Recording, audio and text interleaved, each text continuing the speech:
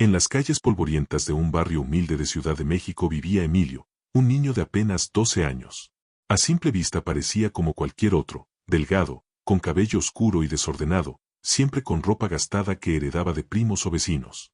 Pero quienes se detenían a observarlo más de cerca notaban algo inquietante en él, una mirada fría, demasiado seria para alguien de su edad. Sus ojos parecían huecos, como si guardaran secretos demasiado oscuros para un niño. La vida de Emilio nunca fue fácil. Su padre era alcohólico, un hombre violento que descargaba su frustración en gritos y golpes. Su madre, cansada y derrotada por los años de maltrato, se volvió distante.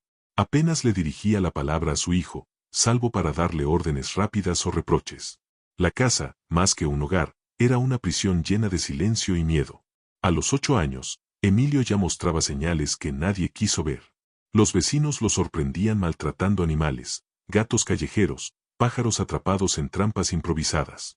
Cuando alguien lo confrontaba, él simplemente sonreía y decía que era un juego.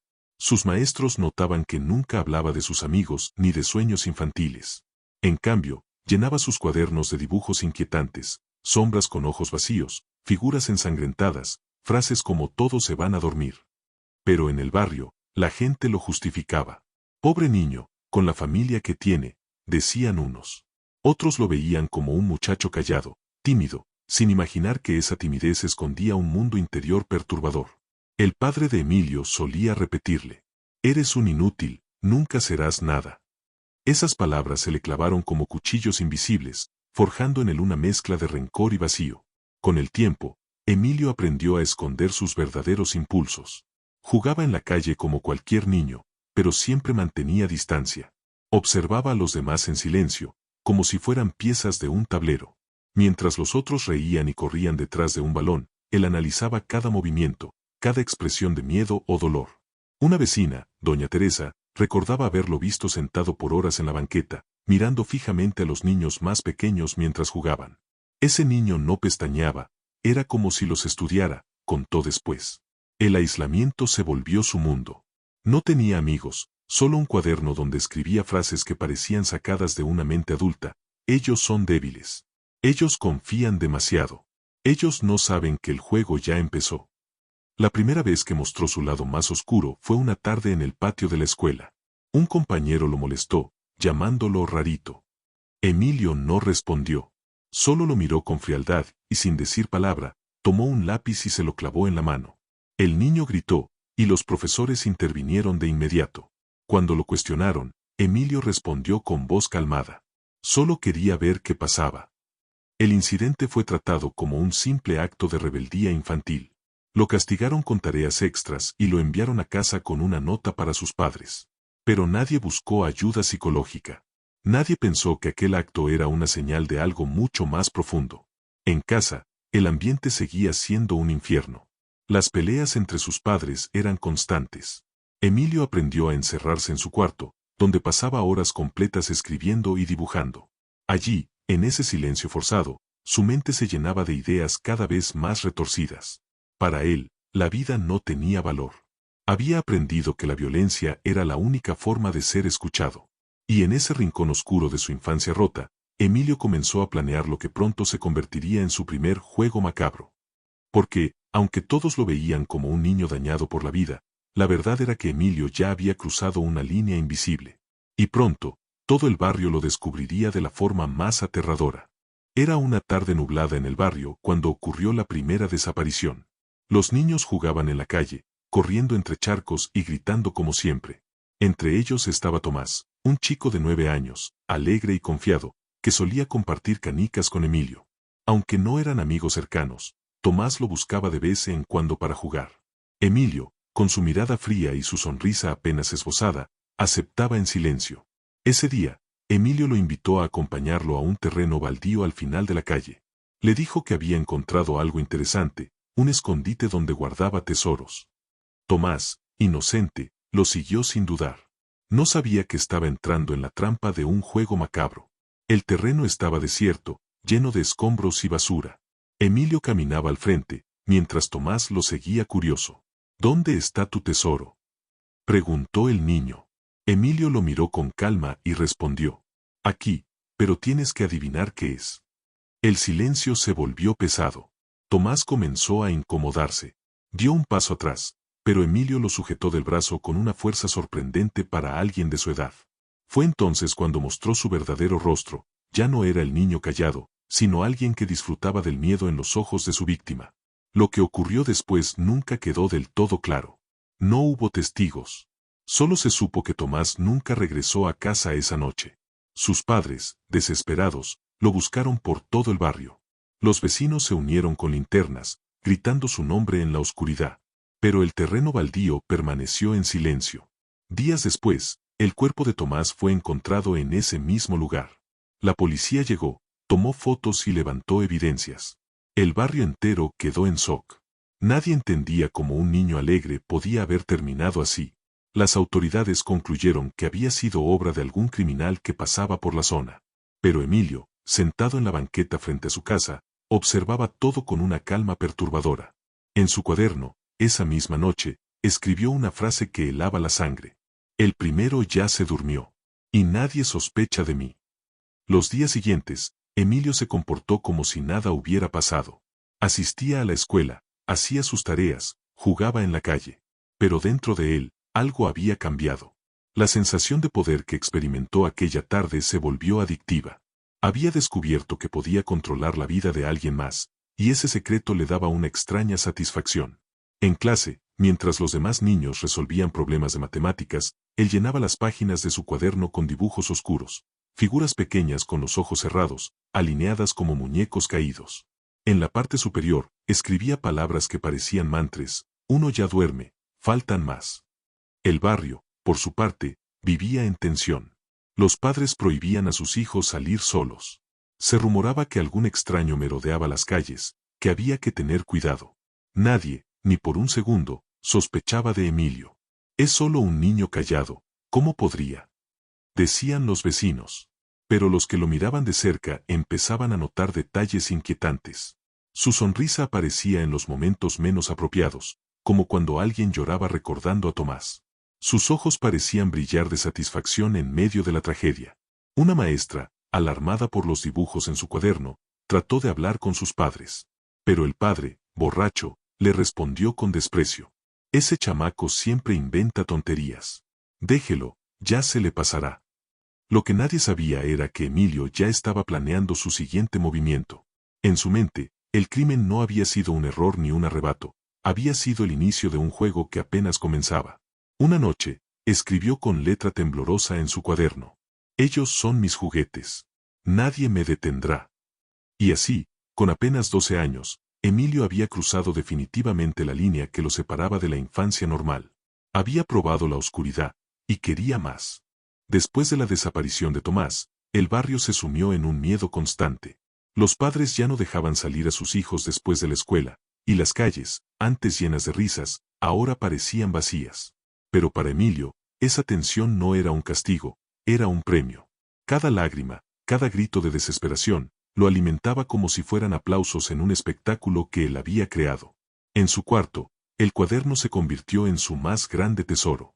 Allí dibujaba siluetas de niños con los ojos cerrados, como muñecos sin vida. Junto a cada figura escribía un número. Tomás era el primero. Y al lado, con caligrafía torpe pero inquietante, escribió: el juego empezó.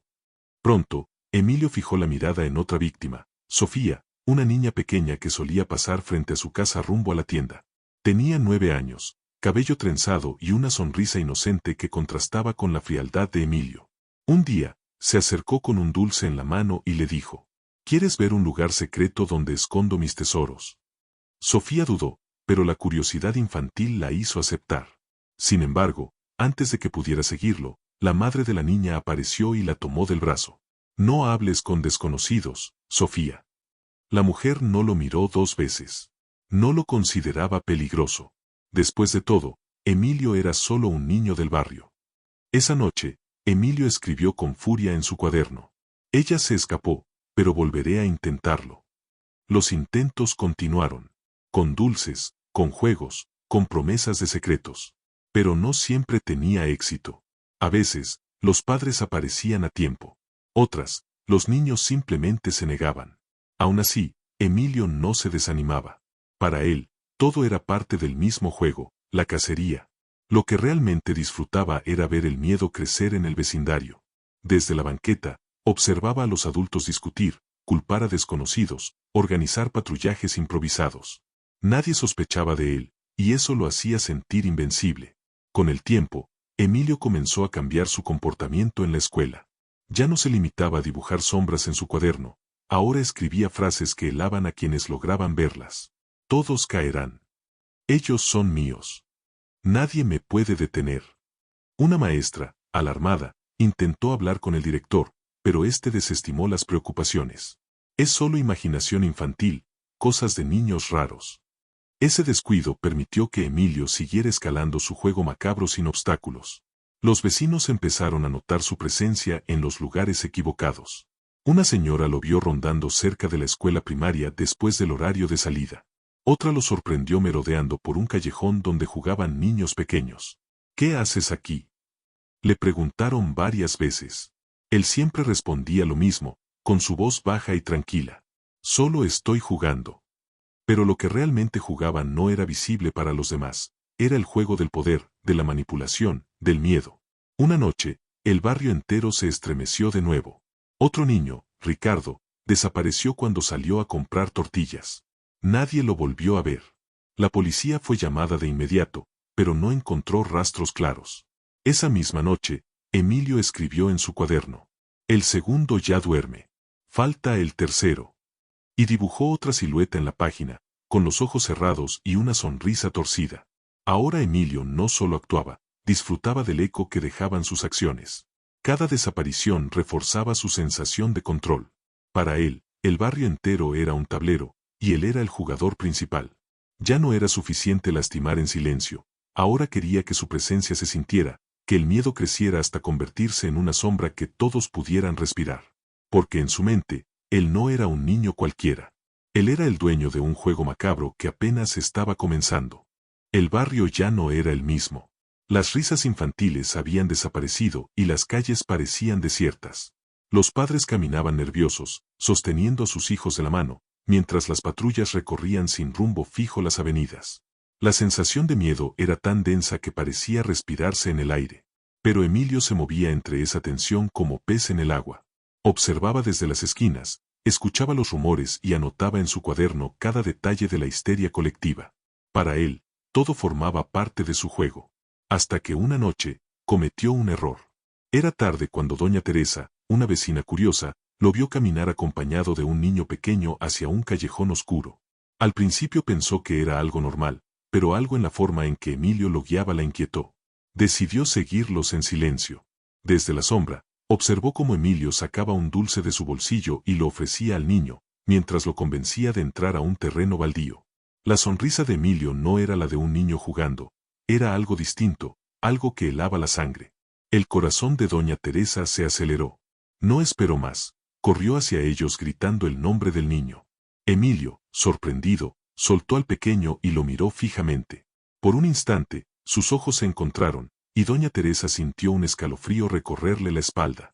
¿Qué estás haciendo, Emilio?, le preguntó con voz temblorosa. El niño no respondió. Solo sonrió de manera extraña y salió corriendo hacia su casa, perdiéndose en la oscuridad. Al día siguiente, doña Teresa fue directamente con la policía. Les contó lo que había visto y les aseguró que el responsable de las desapariciones no era un extraño, sino Emilio, el niño silencioso que todos habían ignorado. Al principio, los agentes se rieron. Señora, es un niño de 12 años, ¿cómo cree que él podría? Pero la mujer insistió, recordándoles que nadie había sospechado de él simplemente porque era un menor. Finalmente, convenció a uno de los oficiales de revisar su casa. La policía llegó sin previo aviso. La madre de Emilio los recibió, confundida. ¿Qué quieren con mi hijo? Es solo un niño. Los agentes registraron la pequeña vivienda. En su cuarto encontraron el cuaderno escondido debajo del colchón. Las páginas estaban llenas de dibujos oscuros, siluetas de niños tachadas, frases inquietantes como el primero ya duerme y todos son mis juguetes. Lo más perturbador fue encontrar objetos pertenecientes a los niños desaparecidos, una gorra, un llavero, un zapato pequeño. Trofeos de su juego macabro. La madre cayó de rodillas, llorando, incapaz de comprender. El padre, borracho, solo balbuceaba. Ese chamaco siempre fue raro. Los policías no podían creer lo que veían. Un niño, apenas un adolescente, había estado detrás de todo. Cuando lo interrogaron, Emilio no mostró arrepentimiento. Sentado frente a los oficiales, con sus ojos vacíos, dijo con voz calmada: ellos eran mis juguetes. Yo solo estaba jugando. La sala quedó en silencio.